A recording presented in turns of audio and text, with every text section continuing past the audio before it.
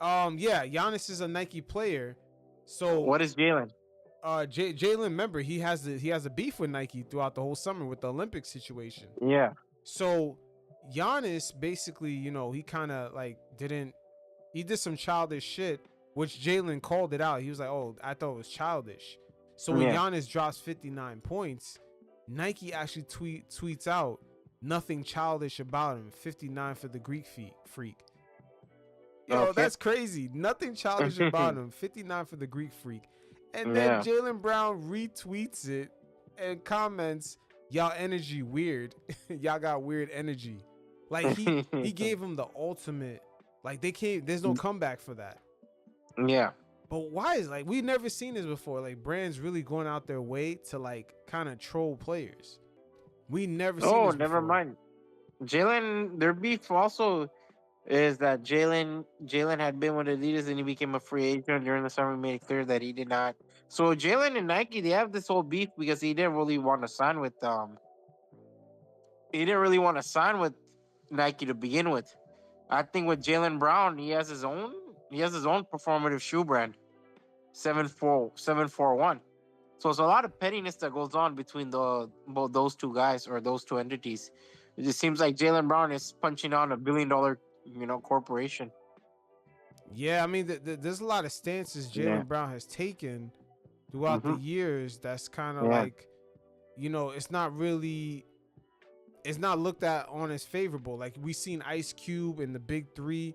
He kind of Yeah. went around a press run saying that the NBA was trying to sabotage their deals with sponsors, and then Jaylen Brown all of a sudden makes an appearance on the Big Three, showing them Yeah. some love and support.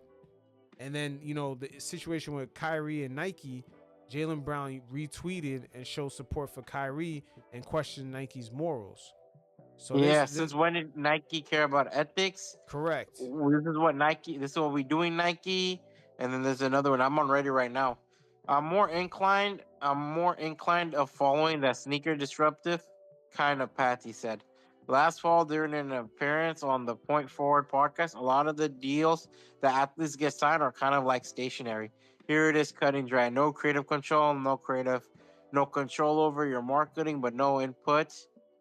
Actually, Correct. And yeah, what's so funny? He said a lot about Nike, the Olympics, the way that Nike, in a way, they sort of he speaks to a yeah, lot of the older players, and the older players kind of let him know that Nike kind of fucked them over in the shoe deal. They reconstruct their royalty rates, they reconstruct their rates, how much they're gonna pay yeah, them, even though they're still retroing their shoes.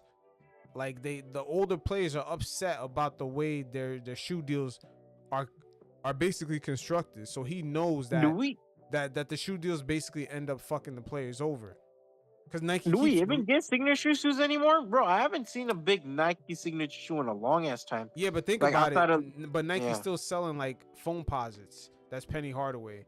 They're still yeah, selling Scottie Pippins. So but they just changed the names. Like nobody thinks of Penny Hardaway shoes anymore when it comes to foam posits. They think about the foam posits. yeah, but at the end of the day, like the way it was marketed, it was always marketed as foam posits, but it was marketed through Penny Hardaway. That's like it's Yeah, really a Penny the famous Hardaway shoe. commercial. Yeah, it's really a Penny Hardaway shoe. But at the end of the day, Jaylen Brown speaking on that, saying, hey, he's speaking to older players, and they're upset how Nike out of nowhere can reconstruct their royalty rates. Yeah, He's letting guys know, like, hey, you need to rethink these shoe deals. So these are all the types of disruptive things that he kind of has with Nike.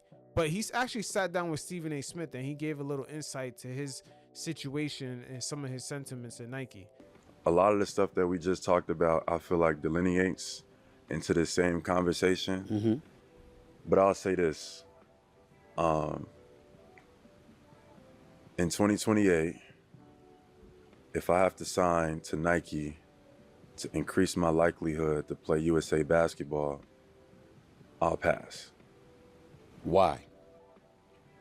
One, I think the essence, like you see it in our grassroots. Kids, instead of enjoying the essence of basketball, are like forced to pick a side. Mm-hmm. And I look at our global game, and Europe is closing the gap. Mm-hmm. I believe that we should focus more on our development of our youth and grassroots. And I think sports, I think shoe companies should have less control over the industry. Mm-hmm. Right now, and I was one of those kids. You know, I was a top player, number one. Actually, you came to one of my high school games. Yeah, I remember that. Yeah. I was a top player in high school, and and it was so much to deal with, Nike, Adidas, like going to an Adidas school, going to a Nike school. And the kids should just be focusing on development. And I think this has a direct correlation to what we see at the highest level, even in Olympic play. Like, politics is not synonymous with basketball. As my role as the vice president, I sit in these conversations with now who is Andre, who's our executive director, Andre Iguodala, and Adam Silver, who is the commissioner for the NBA, who goes back and forth about what we need and what's best for our game. So I know what corporate sponsors, what their what their pedigree is like. I know what the relationship is like. I know how those conversations go on. Anybody who thinks sports, politics are not cohesive, they operate in sync with one another. Absolutely. You lying to yourself. So I'll say it again, because I know it'll be a quote in 2028. If I have to sign to Nike to increase my likelihood of playing USA basketball, I'll pass. Why do you mention Nike? Because they're the lead sponsor for the USA basketball team. But I'm also asking you that question is because you were once with Nike, correct? No. You were never with Nike? No, Adidas. Okay, you were with Adidas, all right. And people thought you should go with Nike, and that was not something that ended up working out. What happened with that? I mean, no need to get into I don't have a problem with the industry. I do. I'm lying. I do. Okay, I was going to say, go ahead, Jaylen. I do. All right, go ahead. I think the industry definitely needs some new energy, some new creativity, and some new options. I think the way, the shoe companies go about issuing deals and illustrating people's value in terms of IP, in terms of creative control, in terms of like how involved you are in the process, I think it needs to change. I listen to the voices of our older generation. I know players that I can name, superstars, that would tell you right now, man, they frustrated as hell. Their stuff can't come out when they want it to come out. They have no input or control. They was forced to renegotiate certain percentages that they think they should have more value. And they wish it was other options. So, people like to use the word disruptor for me, and I really don't like it. You don't like the word disruptive for yourself? It comes with the territory. Okay. But no, because everything that I've tried to be a part of, everything that I am a part of, my thought process has always been solution-based. Listening, being a representing our 450, listening to what players are saying behind closed doors. But some people would say solutions can be disruptive from time to time, depending on who you're dealing with. Yes, no, you're correct. I just don't like to be called just like singularly a disruptor. I know it comes with it. But my thought process has always been solution-based, trying to create a solution for what I feel like in society, from an athlete perspective, is viewed as a problem. And that doesn't just stop at the shoe industry. The agency model, we can go more in detail. Yeah. Actually, I could talk to you all day about this stuff. We have a lot of meetings with the union, which I'm happy to be involved with. I've been since I was 21 years old. So I've been 7 years now that I've been participating in the development. You turned 28 in a couple of days. Yeah, man, it's my it's my last 2 years in my 20s. Right, that's right. That sounds terrible. It ain't terrible. I know, but I've been a part of it for 7 years, and I've learned, the ins and outs of the operational aspect of the league, the marketing approach. I learned about, how the decision-making process goes, who has responsibilities, who doesn't, and how, things are looked at and viewed. So, I think things need to change.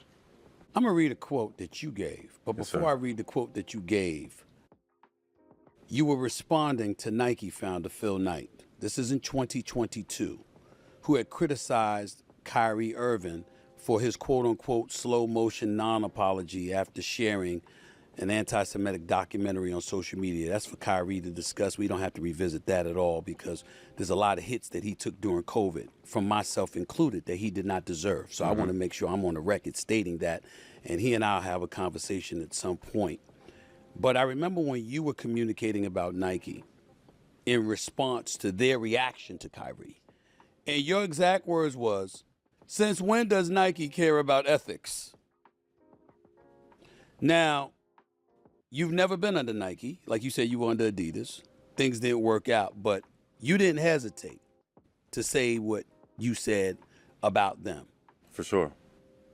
A, why? And B, do you not see how that can alienate a lot of businesses from wanting to do business Absolutely. with you and your willingness to speak out? I think the ones who haven't been in behaving ethically, for sure. I think the ones who do, I think it actually would attract them. But as a major corporation who's huge, has a lot of under their umbrella, that always hasn't maintained the ethical approach to, the decision making that they have, especially on the behalf of their signees. So being able to see that, because like a lot of the things you stand for are public, a lot of the things you represent are public, and the messaging that you put out is public. It don't take nothing but a bit of time to see what the company represents. And I think that is the part where I challenge them to do better. All right, so there you have it. A lot that we touched on: the disruption, the reconstructing of former players' shoe deals. They don't like it. It's very unfavorable.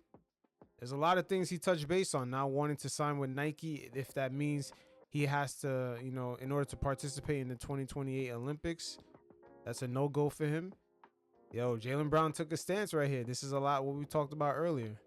One of the most interesting things I was thinking about was during Jaylen Brown's draft, the resume. They were measuring like his strengths and weaknesses, and during those strengths and weaknesses, they decided that one of his weaknesses is that he is too smart.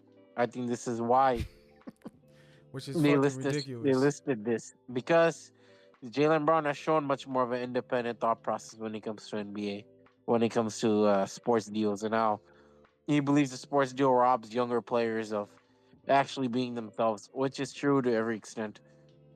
Yep. As you can see, they sort of want him to be, like a universal figure. And yes, He has to appeal, he has to toe the corporate line, play the corporate game. Him and Stephen A. Smith also touched on that, but yeah, just him playing the corporate game. Stephen A. said even he'll get more opportunities if he had done that. But everyone does it to a degree at their job, but it seems like nowadays, because a lot more opportunities are opening up for the players to be a lot more independent. They could have their own media platform to get their own narratives out. They have the freedom of movement, which was led by LeBron James, taking control of their careers, going to franchises that can actually benefit them and their family first, not necessarily staying loyal to a franchise until they don't need you anymore. There's been a lot of shifts over the last, I would say, 10 plus years, with technology as well as the players kind of being awakened with the LeBron James South Beach move. It was like that itself right there was like sort of an awakening where players were like, okay, I'm going to take control of my career. And now it's the norm. It's the norm pretty much. now it's above that. Now it's my business decisions. Correct. It's so much the norm now that the new CBA and the owners kind of constructed it this way, where they kind of lock up players' mobility. If they want to be mobile, they're going to have to take major pay cuts. That's why we barely see any free agents now. Yep. Yeah, but it's interesting stuff with Jaylen.